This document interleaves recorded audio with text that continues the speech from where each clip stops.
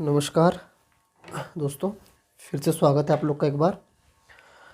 देखिए, क्या पढ़ रहे हैं हम लोग अभी? राज्य पुनर्गठन, जिसमें हमने भी क्या देख लिया था? रियासतों का एकीकरण। और एक पृष्ठभूमि समझी थी हमने कि किस किस तरह की पृष्ठभूमि रही है भारत की। ठीक है, आज़ादी के बाद ब्रिटिश की स्थिति क्या थी, हमने उसकी पृष्ठभूमि समझी और हमने रियासतों का एकीकरण को समझा। अब आगे चल के देखते हैं हम यूरोपीय उपनिवेशों का भारत में विलय। देखिए, आप यूरोपीय उपनिवेश ये जो देखेंगे हम, जैसे पुर्तगाल हो गया, फिर फ्रांस को समझ लेंगे, फिर अंडमान निकोबार, लक्षद्वीप, सिक्किम, इन सब का विलय। एक छोटा सा बेसिक सा लेके चलते हैं। इसके बाद मेनली हमको क्या पढ़ना है हमको इसमें पढ़ना है राज्य पुनर्गठन आयोग, जैसे दर आयोग, जेवीपी समिति, फिर उसके बाद राज्य पुनर्गठन आयोग। उस तरह से कितने राज्यों का निर्माण हुआ। हाल फिलहाल में कितने राज्य हमारे यहाँ? 28 राज्य है और 8 यूटी से। तो इन सब की स्थिति शुरुआत में कैसी थी, बाद में कैसी हुई, कब कम ज़्यादा हुए, कौन सा राज्य यूटी बना, कौन सा यूटी राज्य बना, इन सब की स्थिति को हम समझते हुए चलते हैं। देखिए, अभी हमने जैसे जो रियासतों का एकीकरण देखा, उसमें हमने क्या पढ़ा? हैदराबाद की रियासत, कश्मीर और जूनागढ़। कश्मीर का एक बेसिक स्ट्रक्चर हमने समझ लिया। हालांकि मैं कश्मीर को अलग से पढ़ाऊंगा ही, ये तय है कि कश्मीर को पूरा बेसिक से लेके अब तक जो हुआ है वो किस किस रूप में हुआ, ये पूरा बताऊंगा मैं आप लोग को। लेकिन उसका एक वीडियो अलग ही बताऊंगा मैं, ठीक है। लेकिन अभी हम क्या देखेंगे कि राज्यों का गठन किस तरह से हुआ, कोई राज्य यूटी से राज्य कैसे हुए, राज्य से यूटी कैसे हुए। जब रियासतों का एकीकरण हो रहा था, तब भारत सरकार के सामने एक और प्रश्न था कि जो यूरोपीय उपनिवेश है उनका भविष्य क्या होगा, वो किस तरह से होंगे, या वो किसके अधीन होंगे, उन पे किसकी सत्ता होगी। ये सब चीज़ें थी। कहीं ना कहीं जनता भी भारत के पक्ष में थी। देखिए, अगर हम बात करें पुर्तगाली उपनिवेश की, तो पुर्तगाली उपनिवेश में क्या क्या था? इनके पास में था दादर एवं नगर हवेली,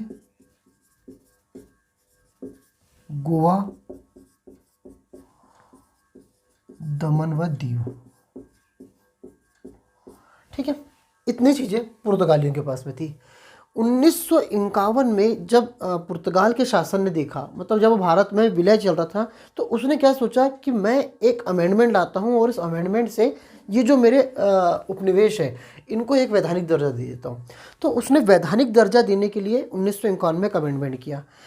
क्योंकि पुर्तगाल इन उपनिवेशों को छोड़ना नहीं चाहता था, वो इनके प्रति बड़ा वो सहज था कि मतलब ये कहीं ना कहीं किसका हिस्सा बना रहे, पुर्तगाल का हिस्सा बना रहे।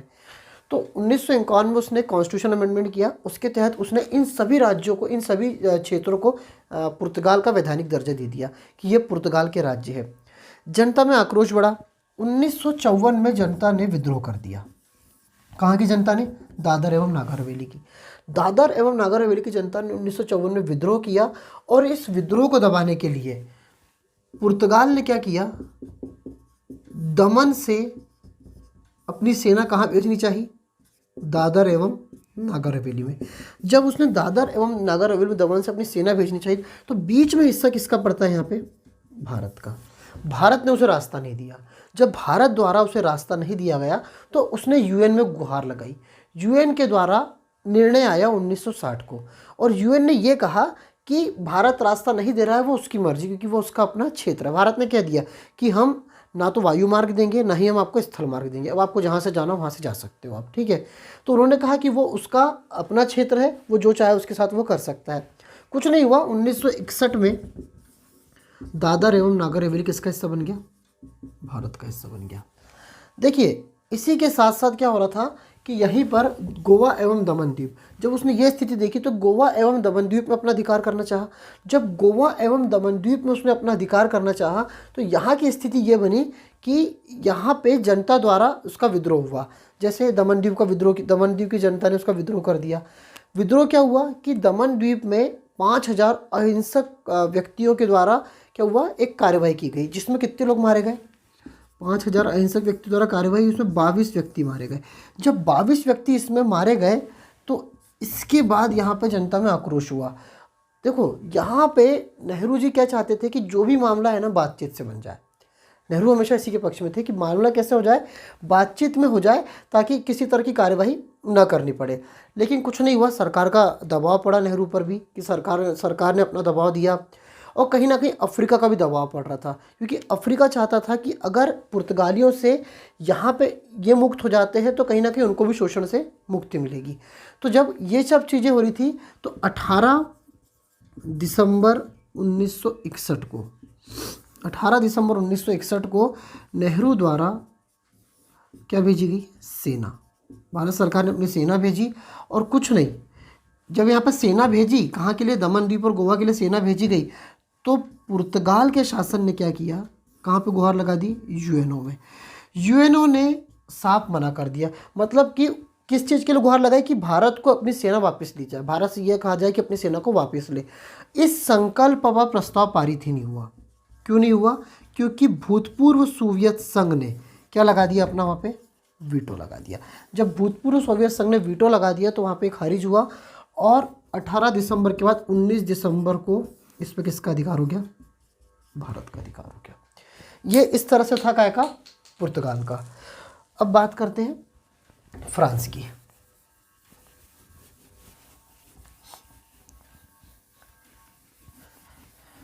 फ्रांसीसी उपनिवेश का भारत में विलय। देखिए, फ्रांसीसी उपनिवेश का भारत में विलय,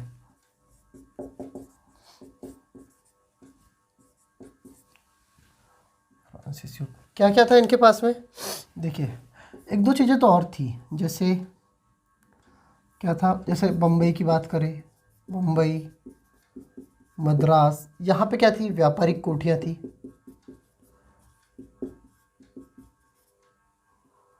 यहाँ पे व्यापारिक कोठी थी। इसके अलावा कोजी कनाल और कुछ और क्षेत्र थे यहाँ पे, इनके पास इनके अपने क्षेत्र थे।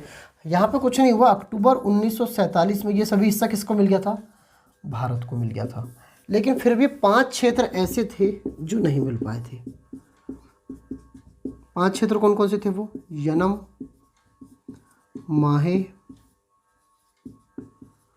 कराईकल, चंद्रनगर और पांडिचेरी। ठीक है, माहे कहाँ, केरल में, यनम और पांडिचेरी अपना इधर तमिलनाडु में, चंद्रनगर पश्चिम बंगाल में, और ये आंध्र प्रदेश में एक क्षेत्र। देखिए, यहाँ पे स्थिति पहले क्या की, चंद्रनगर की। ठीक है, चंद्रनगर में क्या करवाया गया, जनमत संग्रह करवाया गया। चंद्रनगर में जब जनमत संग्रह हुआ तो लगभग 7000 वोट भारत के पक्ष में पड़े और 114 वोट किसके पक्ष में पड़े थे, फ्रांस के पक्ष में पड़े। ऐसी स्थिति के बाद हुआ कुछ नहीं, 1948 में इसका क्या करवाया गया, जनमत संग्रह कराया गया, और 14 अगस्त 1949 को ये किसके अंदर आ गया, ये भारत के पक्ष में आ गया। और कुछ नहीं, इसे 2 अक्टूबर 1955 को क्या दे दी, कहाँ काय में मिला दिया गया, पश्चिम बंगाल का हिस्सा बना दिया गया। आगे चल के 2 अक्टूबर 1955 को इसको पश्चिम बंगाल का हिस्सा बना दिया गया। यनम, माहे, कराईकल और पांडिचेरी, इनकी स्थिति कुछ अलग थी। देखो, इनकी स्थिति अलग रहने के बाद यहाँ पे क्या किया, यहाँ पे भी जनमत संग्रह कराया गया। जब इन क्षेत्रों में जनमत संग्रह कराया तो ये क्षेत्र ने भी किसमें विलय कर दिया, सीधे सीधे भारत में अपना विलय कर दिया। और ये सभी क्षेत्र भारत में विलय के द्वारा आ गए थे। अगर बात करें क्या कि अंडमान निकोबार की, तो अंडमान निकोबार भारत से एक अलग हिस्सा था। मतलब कि जैसे ये अंडमान निकोबार की स्थिति होगी, ये हो गया लक्षद्वीप। तो अंडमान निकोबार भारत की मुख्य भूमि से अलग था। अगर ऐतिहासिक भूमि में देखा जाए तो चोग्याल वंश का शासक यहीं पे था, कुछ समय के लिए था। जैसे वो 1014 से लेके 1042 तक इनका यहाँ पे शासन था। आधुनिक भारत में डेनमार्क ने सबसे पहले इसमें अपना अधिकार जमाया था, कब, 1755 में। फिर उसके बाद इसने 1868 में किसको दे दिया, ब्रिटिश को दे दिया। 1868 में ब्रिटिश को दिया। फिर उसके बाद की स्थिति अलग अलग होती गई। सेकेंड वर्ल्ड वार के समय कुछ समय तक इस पर आज़ाद हिंद फौज का अधिकार रहा, लेकिन फिर इस पर किसने अधिकार कर लिया, ब्रिटिश ने अधिकार कर लिया। और साथ ही साथ फिर क्या हुआ कि ब्रिटिश, जब भारत आज़ाद हुआ तो ब्रिटिश क्या चाहते थे कि ये जो क्षेत्र है इसको एक स्वतंत्र राष्ट्र बनाए। किसके लिए, एंग्लो इंडियन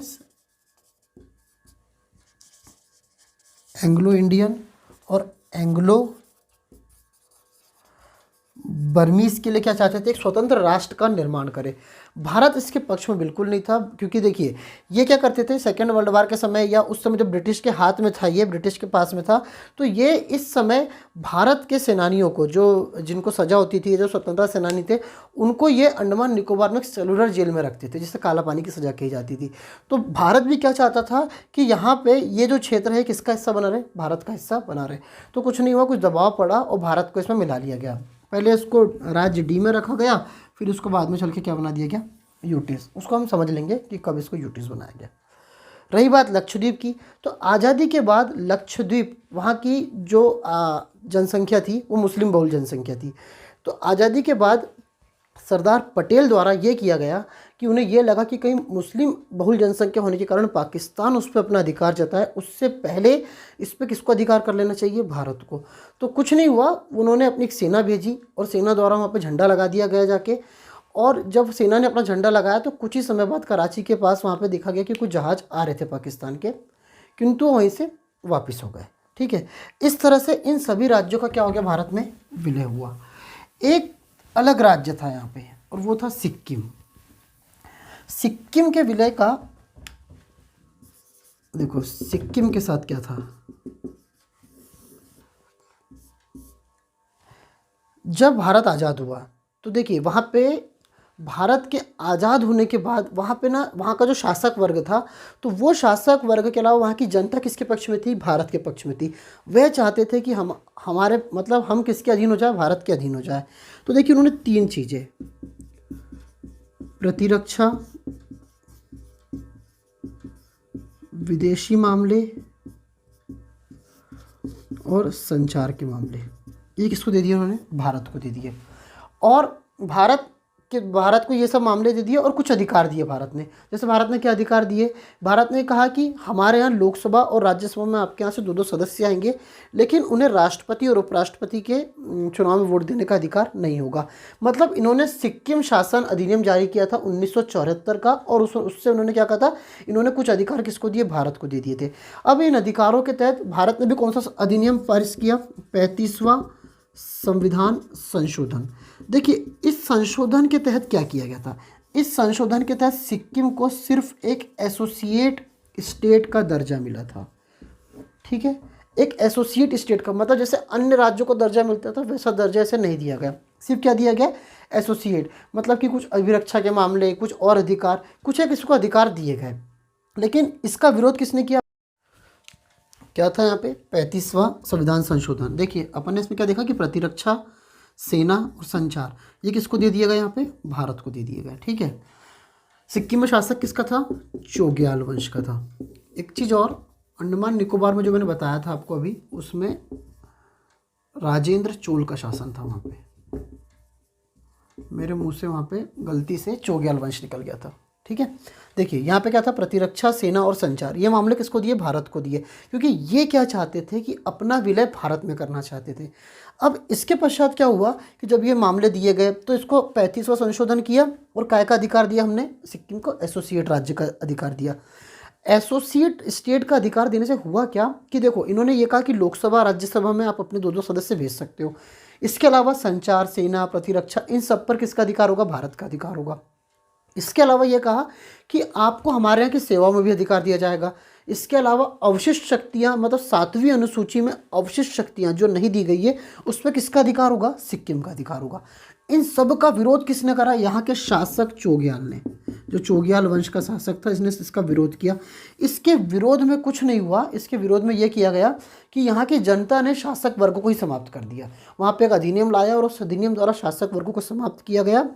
और इसके समाप्ति के बाद यहाँ पे कुछ नहीं हुआ, हमने 36वां संविधान संशोधन किया, क्योंकि यहाँ पे जब चोग्याल वंश के शासक को समाप्त कर दिया गया तो उन्होंने क्या करा, पूर्ण रूप से अपनी सहमति किस में दिखाई, भारत में दिखाई।